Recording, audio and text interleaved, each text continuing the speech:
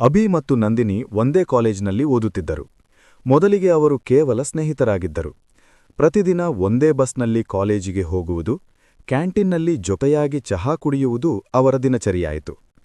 ನಂದಿನಿಗೆ ನಗುವುದು ತುಂಬ ಇಷ್ಟ. ಅವಳ ನಗು ಕೇಳಿದರೆ ಅಭಿಯ ದಿನವೇ ಬೆಳಗಿದಂತೆ ಆಗುತ್ತಿತ್ತು.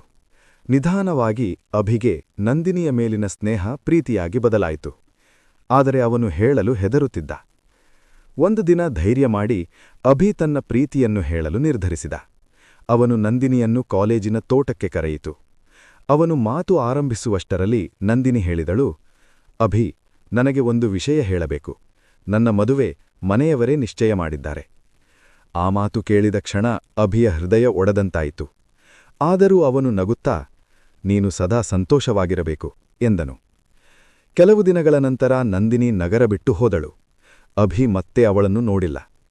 ಇಂದಿಗೂ ಪ್ರತಿ ಸಂಜೆ ಅವನು ಅದೇ ಬಸ್ ನಿಲ್ದಾಣದಲ್ಲಿ ನಿಂತು ಮಳೆಯನ್ನೇ ನೋಡುತ್ತಿರುತ್ತಾನೆ. ಯಾಕೆಂದರೆ ಕೆಲವು ಪ್ರೇಮಗಳು ನಮ್ಮದಾಗದೇ ಇದ್ದರೂ ನಮ್ಮ ಹೃದಯದಲ್ಲಿ ಎಂದಿಗೂ ಜೀವಂತವಾಗಿರುತ್ತವೆ.